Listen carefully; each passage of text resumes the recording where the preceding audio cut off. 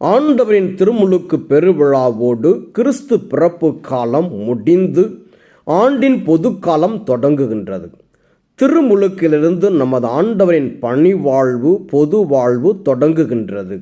இன்றைய இறை வார்த்தைகள் இந்த மைய புள்ளியில் ஒன்றிணைகின்றன. முதல் வாசகத்தில் எசாயா இறை ஊழியரை பற்றியும் அவரது அழைப்பு மற்றும் பணியை பற்றியும் பேசுகின்றார்.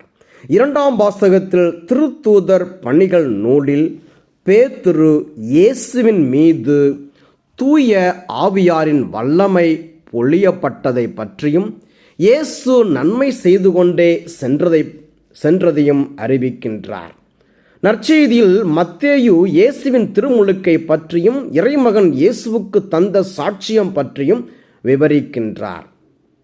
இந்த நற்செய்தி பற்றி பல நிலைகளில் விளக்கலாம் என்றாலும் நமது சிந்தனைக்கு இயேசுவின் ஆளுமை பற்றி அடையாளம் பற்றி மத்தேயு கூற வருவது என்ன என்பது பற்றியும் கிறிஸ்தவ வாழ்வுக்கு அது தரும் செய்தியை பற்றியும் மட்டும் இங்கு காண்போம். உள்கூறுகள். மேலே குறிப்பிட்டது போல இந்த நற்செய்தியில் பல உட்கூறுகள் உள்ளன. இயேசு தன் மறைந்த வாழ்வுக்கு பிறகு தனது பொது வாழ்வை தொடங்கும்போது இது நிகழ்கின்றது. ஒரு வளர்ந்த மனிதனாக இயேசுவின் ஆளுமையை இது படம் பிடித்து காட்டுகின்றது. மேலும் இந்த நிகழ்விலே சில அசாதாரணமானவைகளும் விண்ணிலிருந்து சில வெளிப்பாடுகளும் செய்தியும் வழங்கப்படுகின்றன. அவை திருமுழுக்கு பெறும் இயேசுவின் ஆளுமையை பற்றி புரிந்து கொள்வதற்கு உதவுகின்றன.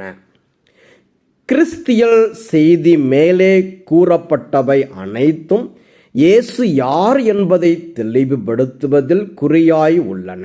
முதலாவது, இந்த நிகழ்வின் வழியாக இயேசு உலகுக்கு வெளிப்படுத்தப்படுகிறார், அறிமுகப்படுத்தப்படுகின்றார். இது முதல் இயேசு தனது பணி வாழ்வினை தொடங்குகின்றார். எனவே வானிலிருந்து ஒரு குரல் இயேசுவின் உண்மையான அடையாளம் என்ன என்பதை வெளிப்படுத்துகிறது.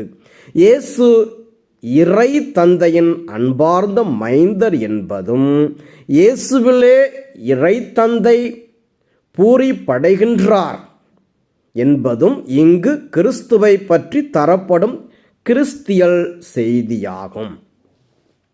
இரண்டாவது, திருமுழுக்கு யோவானும் இயேசுவும் இயேசுவின் திருமுழுக்கு பற்றி மத்தேயுவின் விவரிப்பும் பிற ஒத்தமை நற்செய்திகளிலிருந்து இயேசுவுக்கும் திருமுழுக்கு யோவானுக்கும் இடையே நிகழ்ந்த உரையாடலில் தனித்து நிற்கின்றது.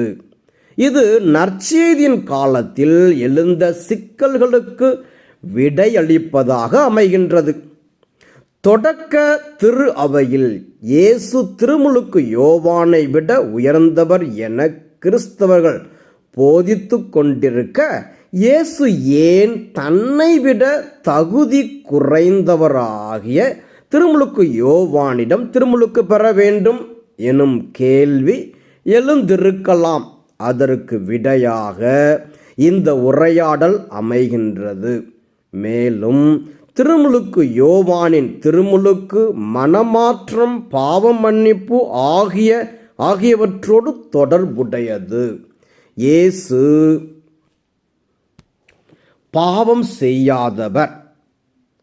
எபிரேயர் 4:15 எனில் அவர் திருமுழுக்கு யோவானின் திருமுழுக்கை ஏன் பெற வேண்டும் எனும் வினாவுக்கு விடையளிக்கவும் இந்த உரையாடல் உதவுகின்றது. அதாவது கடவுளுக்கு ஏற்புடையவை அனைத்தையும் நிறைவேற்றுவதற்காக இயேசு இந்த திருமுழுக்கை பெற்றுக்கொண்டார்.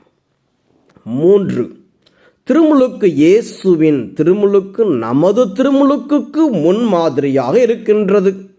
இயேசுவின் பணிவாழ்வுக்கு அவரது திருமுழுக்கு தொடக்கமாக இருந்தது போல நமது கிறிஸ்தவ வாழ்வுக்கு தொடக்கமாக அமைவது நமது திருமுழுக்கு. இயேசுவின் திருமுழுக்கில் தூய ஆவி இறங்கி வர தந்தை அவரை தன் மகன் என ஏற்று அறிக்கையிட்டது போல நம் திருமுழுக்கின் போதும் நம்மீது தூய ஆவி பொழியப்பட்டு நாம் இறைவனின் சொந்த மக்களாக ஏற்றுக்கொள்ளப்படுகிறோம். இந்த புனித வாழ்வுக்கு ஏற்ற கிறிஸ்தவ வாழ்வு வாழ அழைக்கப்படுகின்றோம். 4. மூவொரு கடவுளின் வெளிப்பாடு கிறிஸ்தவ கோட்பாடு பற்றி பேசும்போது இந்த நற்செய்தி பகுதி முக்கியத்துவம் வாய்ந்ததாக இருக்கின்றது. இங்கு மூவொரு இறைவன் ஒரு சேர வெளிப்படுத்தப்படுகின்றார். இரண்டாம் ஆளாகிய மகன் தன் பணிவாழ்வின் தொடக்கமாக திருமுழுக்கு பெறுகின்றார். கடவுளின் ஆவி புறா இறங்குவது போல இயேசுவின் மீது இறங்கி வருகின்றார்.